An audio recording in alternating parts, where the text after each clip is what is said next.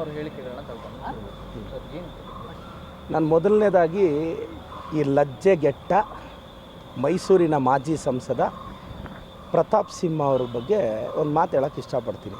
ಅವರು ನಮ್ಮ home minister Parameshwar ಸಾಹೇಬ್ರ ಬಗ್ಗೆ ಅವ್ರ ದಮ್ಮು ತಾಕತ್ ಬಗ್ಗೆ ಪ್ರಶ್ನೆ ಮಾಡ್ತಾರೆ.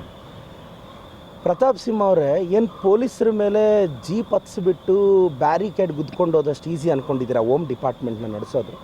ಇಲ್ಲ ಒಂದು 200 ಪೇಜ್ ಬುಕ್ ಬರೆದು ಬಕೆಟ್ ಹಿಡಿದು MP ಟಿಕೆಟ್ ತಂದು ಪ್ರಧಾನಿಗಳ ಇಮೇಜಲ್ಲಿ ಗೆದ್ದು ಲೋಕಸಭೆಗೆ ಹೋದಷ್ಟು ಈಸಿ ಅಂದ್ಕೊಂಡಿದ್ದೀರಾ? ನೆಟ್ಟಿಗೆ ಪಾಸ್ ಕೊಡೋಕ್ಕಾಗದೆ ಪಾರ್ಲಿಮೆಂಟಲ್ಲಿ ಅಟ್ಯಾಕ್ಗೆ ಅಂತ ಟೆರ್ರಿಸ್ಟ್ಗಳಿಗೆ ಪಾಸ್ ಕೊಟ್ಟಷ್ಟು ನಿನ್ನಂಥ ಅಯೋಗ್ಯ ಅಂದ್ಕೊಂಡಿದ್ದಾರೆ. ನಾನು ಪ್ರತಾಪ್ ಸಿಂಹನಿಗೆ ಒಂದು ಮಾತು ಹೇಳೋಕ್ಕೆ ಇಷ್ಟಪಡ್ತೀನಿ. ನಮ್ಮ ಪರಮೇಶ್ವರ ಸಾಹೇಬ್ರ ಬಗ್ಗೆ ಮಾತಾಡುವಾಗ ನಾಲಿಗೆ ಹಿಡಿತದಲ್ಲಿರಬೇಕು. ಮುಸ್ಲಿಂ ಸಮುದಾಯನ ಮಾತೆತ್ತಿದ್ರೆ ಟಾರ್ಗೆಟ್ ಮಾಡ್ತಾನೆ. ಅಲ್ಲ ರೀ, ಅವ್ನು ಯಾವನೋ ನಿನ್ನ ಚೇಲ ಇದ್ದಾನಲ್ಲ, ಅವ್ನು ಯಾವನೋ ಚೇಲ ಕಾರ್ಪೊರೇಟ್ ಆಗಬೇಕು ಅಂತ ಪೋಸ್ಟರ್ ಮೇಲೆ ಮೊಹಮ್ಮದ್ ಪೈಗಂಬರ್ ಅವ್ರ ಬಗ್ಗೆ ಇಸ್ಲಾಂ ಧರ್ಮದ ಬಗ್ಗೆ ಅಷ್ಟು ಕೆಟ್ಟದಾಗಿ ಬೈದರೆ ರೀ ನನ್ನ ಧರ್ಮನ ಬೈದರೆ ನನಗೂ ಬ್ಲಡ್ ಬಾಯ್ಲ್ ಆಗುತ್ತೆ ರೀ. ಅವ್ರ ಧರ್ಮನ ಬೈದಾಗ ಅವ್ರ ಕೋಪ ಬರಲ್ವಾ? ಇದು ಯಾವುದು ನಿನಗೆ ಕಾಮನ್ ಸೆನ್ಸೇ ಇಲ್ಲ.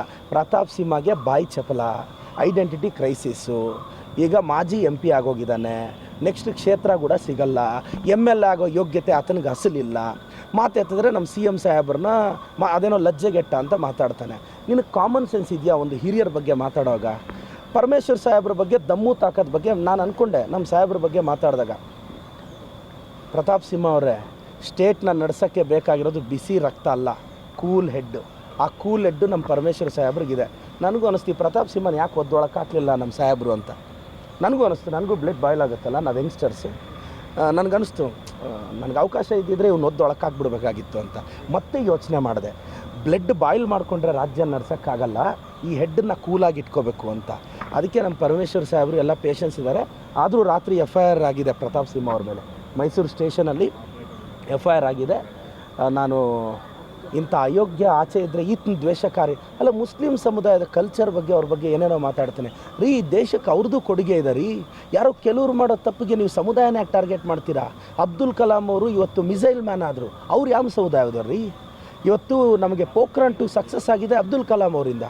ಅವ್ರನ್ನ ಮಿಸೈಲ್ ಮ್ಯಾನ್ ಆಫ್ ಇಂಡಿಯಾ ಅಂತ ಕರಿತೀವಿ. ಅವರು 2002 to 2007 ರಾಷ್ಟ್ರಾಧ್ಯಕ್ಷರಾಗಿದ್ದಾಗ ಈ ದೇಶಕ್ಕೆ ಭಾಳಷ್ಟು ಯೋಜನೆಗಳನ್ನ ಅದಕ್ಕೆ ಅಂಕಿತ ಅಂದರೆ ಸೈನ್ ಹಾಕಿದ್ರು. ಅವರು ಮುಸ್ಲಿಂ ಸಮುದಾಯದವ್ರಲ್ವಾ? ನೀವು ಸಮುದಾಯನೆಲ್ಲ ಟಾರ್ಗೆಟ್ ಮಾಡಿದ್ರೆ ನಾನು ಹೇಳೋದಿಷ್ಟೇ, ಪ್ರತಾಪ್ ಸಿಂಹ ಬಾಯಿ ಮುಚ್ಕೊಂಡು ಇರಬೇಕು, ಇಲ್ಲ ಪಾಠ ಕಲಿಸ್ಬೇಕಾಗತ್ತೆ. ನಮ್ಮ ಸರ್ಕಾರ ನಿನಗೆ ಪಾಠ ಕಲಿಸ್ತಾರೆ ಅಂತ ಗೊತ್ತಿದೆ.